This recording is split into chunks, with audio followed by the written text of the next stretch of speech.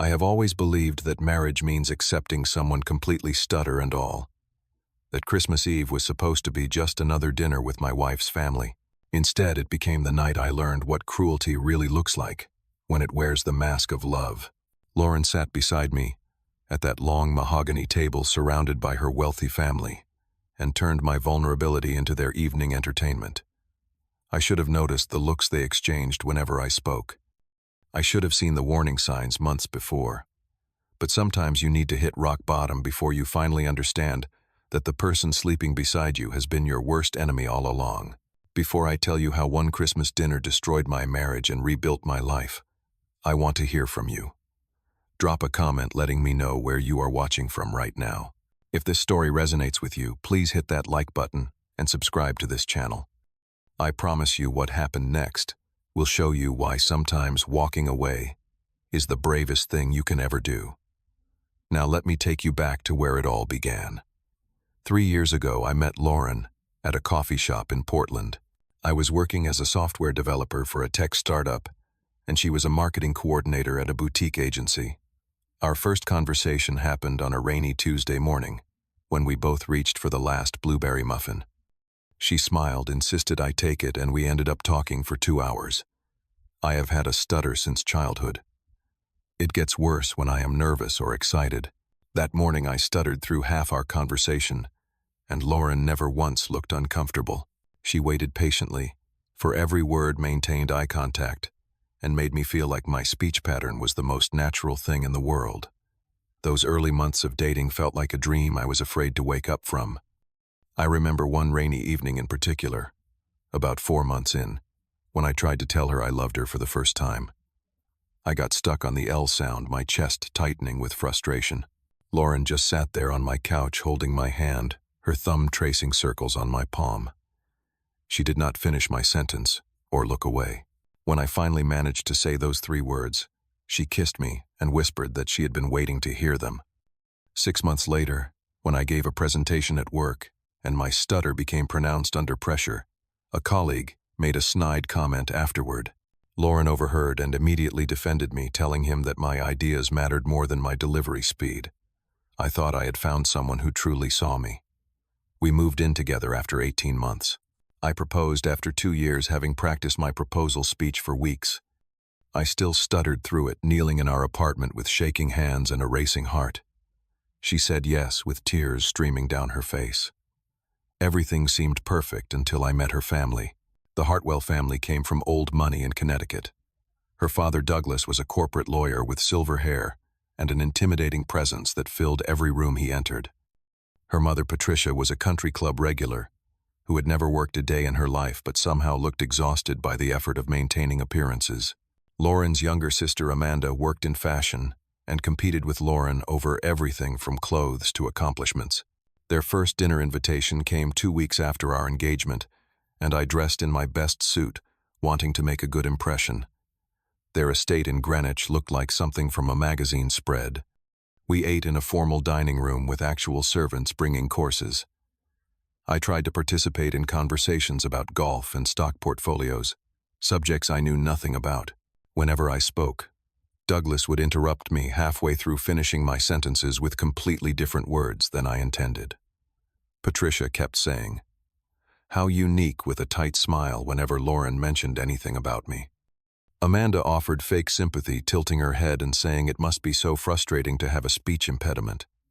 The worst part was watching Lauren laugh along with her family's comments, as if I was not sitting right there. I told myself they just needed time to warm up to me. I made excuses for their behavior. Douglas was just used to fast-paced courtroom arguments. Patricia came from a different generation. Amanda was young and thoughtless. Lauren assured me they liked me, that I was being too sensitive. So I smiled through the rehearsal dinner when Douglas made a joke about hoping our future children would not inherit my speech problems. I pretended not to notice when Patricia excluded my working-class family from Detroit from pre-wedding events. I convinced myself that love meant compromise. Our first year of marriage started well enough when we lived in Boston away from both our families. But Lauren began making monthly trips home, and those visits became mandatory for both of us. Each dinner at the Hartwell estate made me feel smaller. Lauren started correcting my speech in public, cutting me off mid-sentence with an impatient, "Just spit it out." Sage. The phrase became her favorite. During arguments, she would mock me, asking if I could just talk normally for once. When I suggested couples therapy, she refused, saying I was the one with the problem, not her. The months before that Christmas were the worst. Lauren spent every weekend at her parents' house, returning with new criticisms of me. She compared me constantly to her father, saying Douglas would never embarrass the family the way I did. I threw myself into extra speech therapy sessions, trying desperately to improve. My self-esteem crumbled. My work performance suffered. When Lauren insisted we spend the entire Christmas week at her parents' estate, I hesitated. She exploded, asking if I was really going to make her choose between me and her family. I agreed to go, hoping somehow the holiday spirit would soften things. I even bought her an expensive necklace I had been saving for, planning to give it to her Christmas morning as a peace offering. We arrived at the Hartwell estate on Christmas Eve. The house looked like a winter wonderland, decorated with thousands of white lights and enormous wreaths on every door. Extended family filled the rooms, about 15 people total, all dressed in designer clothes that probably cost more than my monthly rent back in Boston. I wore my department store suit and felt like an imposter. Lauren immediately abandoned me to laugh with her sister and cousins, leaving me to make awkward small talk with relatives who looked at me like I had tracked mud on their Persian rugs. Pre-dinner drinks lasted an hour. Douglas held court in the library, making toasts and telling stories from his latest court victories. Nobody asked me a single question. I stood in the corner nursing a glass of wine, watching Lauren across the room. She looked radiant in a red dress. Her mother had bought her completely at ease. In this world I would never belong to. When the dinner bell rang, we all filed into the formal dining room. The mahogany table stretched the length of the room, set with china that probably cost more than my car.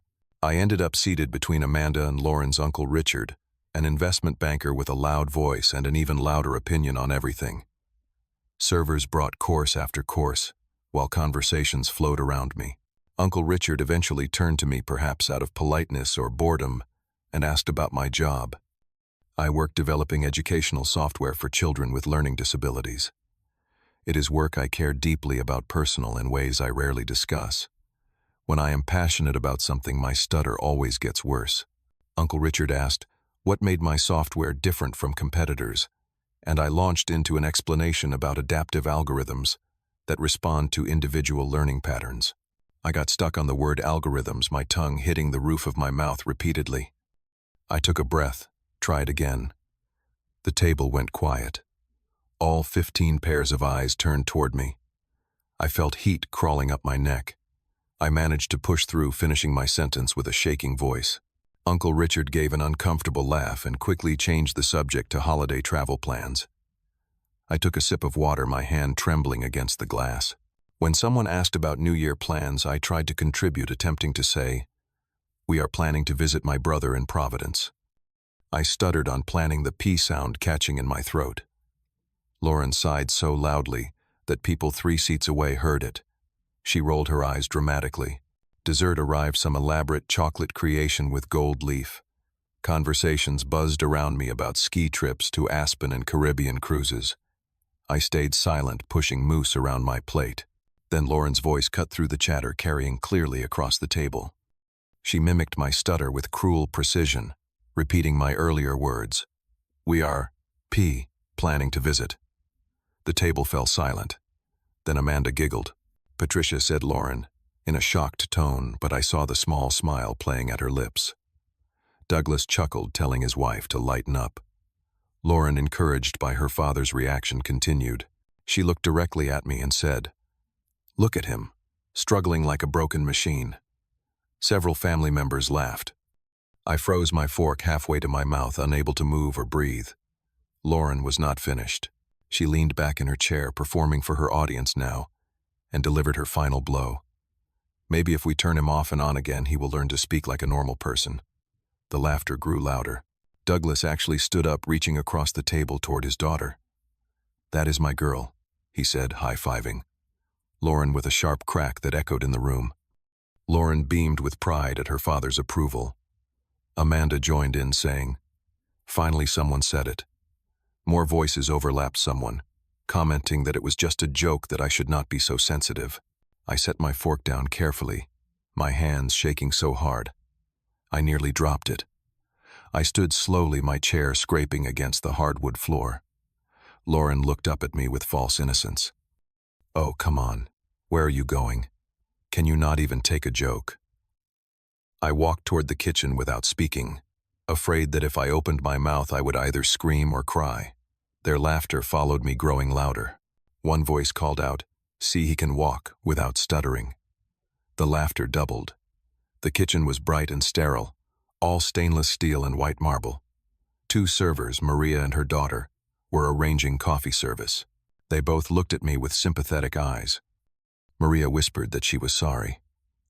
I could not respond. My throat felt like someone had their hands wrapped around it. From the dining room I heard Lauren's voice clearly. "He is so dramatic." I made a decision in that moment. I would finish this night. I would get through it. Then I would leave. I went back to the dining room and silently began clearing plates, stacking them carefully, while conversations continued, as if I were invisible. I caught fragments of whispered comments, never understood what she saw in him, and poor Lauren stuck with that. I carried plates to the kitchen, made multiple trips, kept my head down and my mouth shut. When every dish was cleared, I excused myself to the guest room. Lauren did not follow. I lay awake in the guest room that entire night, staring at the ceiling and replaying every moment. Down the hall I could hear Lauren laughing with Amanda in her childhood bedroom. At some point around 2 in the morning, clarity hit me like cold water to the face. This was not going to change. Lauren had shown me exactly who she was. Her family had shown me what they thought of me. I deserved better than this. I started packing at dawn, moving quietly, so I would not wake anyone. Lauren found me zipping up my suitcase around 7. She stood in the doorway in her pajamas, confused. "What are you doing?" I had practiced these words in my head for hours.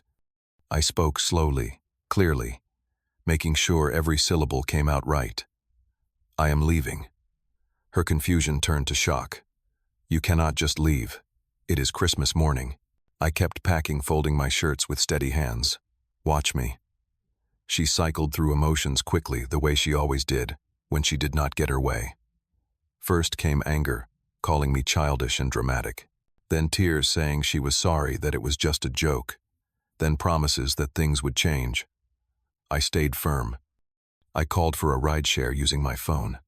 Her final words shouted, as I carried my suitcase down the grand staircase, were, "You will never find anyone else who will put up with you." Douglas appeared at the bottom of the stairs, blocking my path in his bathrobe. "You are making a mistake, son," he said in his courtroom voice. I looked him directly in the eye and said, "No, marrying your daughter was the mistake." I stepped around him and walked out into the cold December morning. My hands shook as I loaded my bag into the car, but underneath the fear, I felt the first hint of relief. I had my brother drive down from Providence to pick me up at a gas station 2 miles from the estate. I could not stop shaking the entire drive to his house. The first month was the hardest.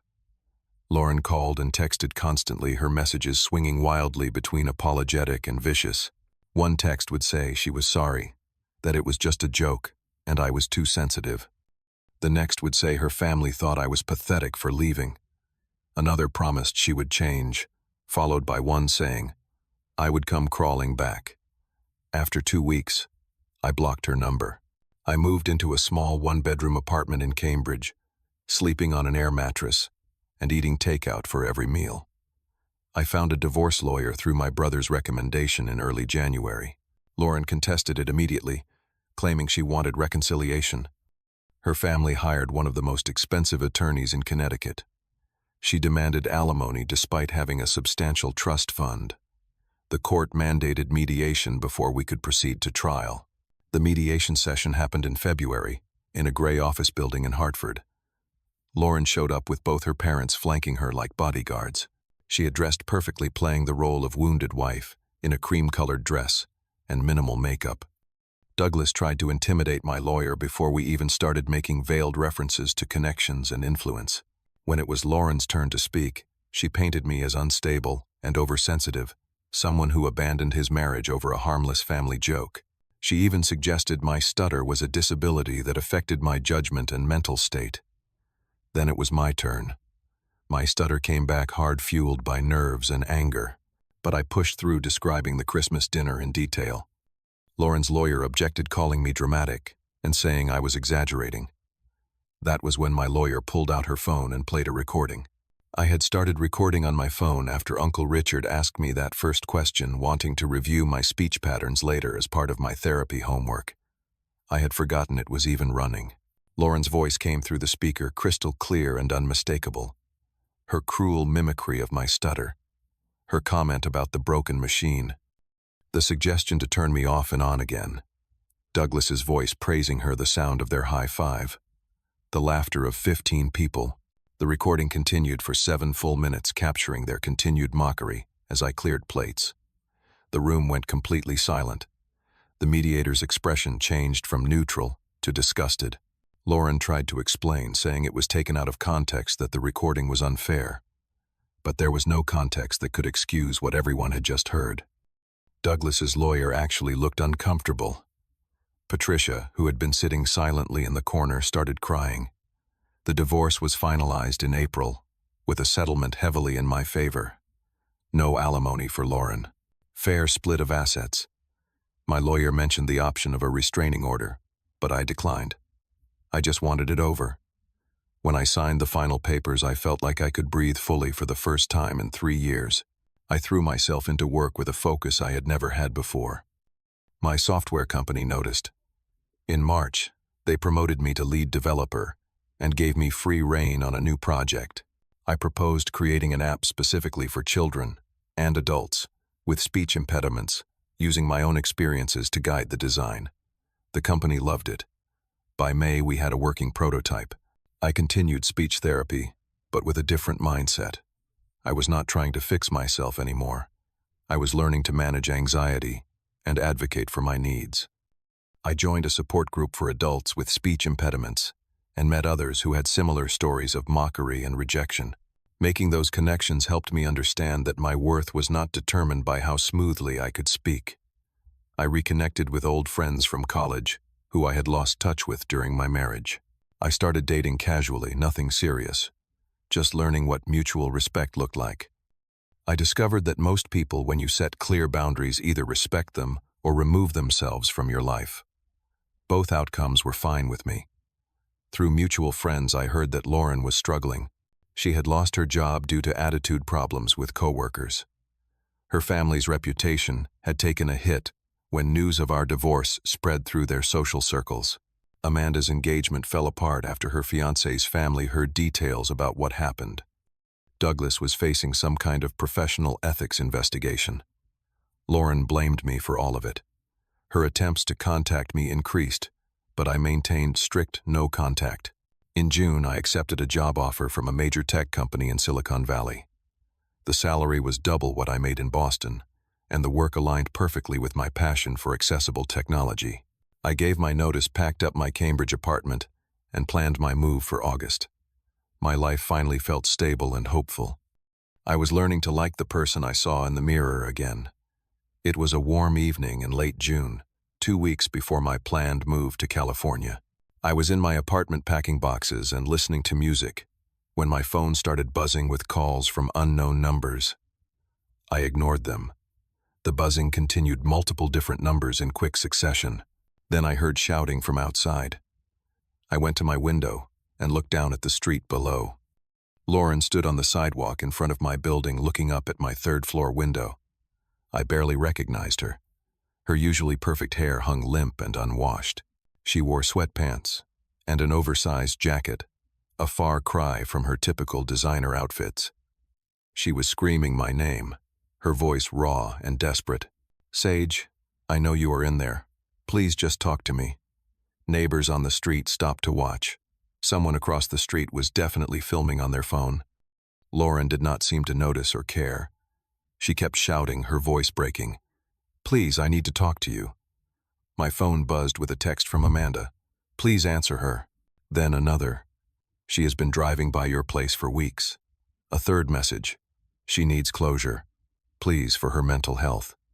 I felt that old, familiar guilt, trying to surface the conditioning from years of being told I was too sensitive, too dramatic, that I owed people my time and energy, even when they had shown me nothing but disrespect. Then I remembered the recording. I remembered sitting in that kitchen hearing their laughter. I remembered Lauren's face as she mimicked my stutter for her father's approval. This was not my responsibility. Lauren's voice continued from below, taking on a pleading tone now. I am sorry. I am so sorry. My family was wrong. I was wrong. She was crying openly, mascara running down her face. I lost everything. My job, my friends, my family's respect. You were the only good thing in my life. I watched from my window and felt absolutely nothing. No anger, no satisfaction, no guilt, just a deep, calm peace. I had spent months getting to this point, working with my therapist, building boundaries, learning to value myself. I was not going to undo that progress for someone who had shown me repeatedly that my pain meant nothing to her. I opened the window. Lauren looked up hopefully, her tear-stained face breaking into a tentative smile. I spoke clearly, loudly, making sure every word was perfectly pronounced. Lauren, I appreciate the apology, but no. My voice was steady and strong, not a single stutter. I forgive you, not for you, but for me. But forgiveness does not mean reconciliation. I continued my words, carrying in the quiet evening air. You made your choice that Christmas. Multiple choices.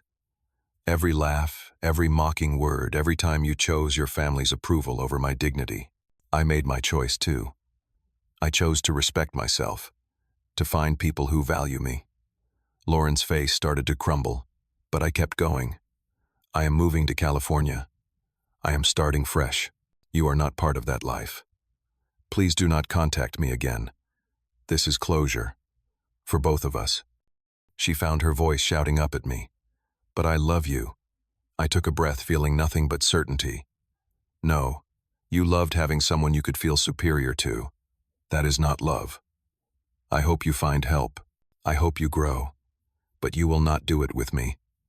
I closed the window gently, but firmly. Lauren stood stunned on the sidewalk for a long moment, then turned and walked slowly to her car. A few of my neighbors actually clapped. The elderly woman who lived across the hall gave me a thumbs up the next time I saw her. I sat down on my couch, noticing my hands were completely steady. The realization hit me then. I had just spoken without stuttering under significant pressure. Not because my stutter was gone. It would always be part of me. But because I was not afraid anymore. I was not performing for anyone's approval. I was simply stating my truth, and that truth did not require perfect fluency to be valid. That night I finished packing with a lightness I had not felt in years. My marriage had not been a waste. It had been an expensive, painful lesson in what I would never accept again. I learned that my worth was not determined by others' opinions of my speech. I learned that real love does not mock vulnerabilities or weaponize insecurities. I learned that walking away is not giving up. It is choosing yourself. The move to California went smoothly in August. My new job exceeded every expectation. The app I developed launched in September, and within 3 months, it had been downloaded 50,000 times. I received hundreds of messages from users, many of them adults with speech impediments, thanking me for creating something that understood their challenges. Reading those messages made every difficult moment worth it. A year after that Christmas dinner, I was in a relationship with someone I met through my support group. She is a speech therapist, which we both find ironically funny, and she has her own chronic illness that sometimes affects her speech. We understand each other in ways I never thought possible. When I met her family for the first time, they asked genuine questions about my work, listened when I spoke without interrupting, and engaged with my ideas rather than my delivery. When I stuttered, they simply waited. This, I realized, is what respect actually looks like. Sometimes the cruelest thing someone can do is show you exactly who they are. And sometimes the kindest thing you can do for yourself is believe them the first time. My stutter did not break me, but it did break open a marriage that was already hollow. And in that breaking I found my voice, the one that matters, the one that speaks my truth, Stutter and all. Have you ever had someone betray your trust in a way that changed you forever? Have you had to walk away from someone you loved because staying meant losing yourself? Drop your story in the comments below. I read every single one, and your experiences matter. If this story touched you, please hit that like button. Subscribe to this channel for more real stories about finding strength in the hardest moments. Share this video with someone who needs to hear that they deserve better. Thank you for listening to my story. I hope it reminds you that your voice matters exactly as it is. May you always find the courage to speak your truth, and may you surround yourself with people who wait for every word.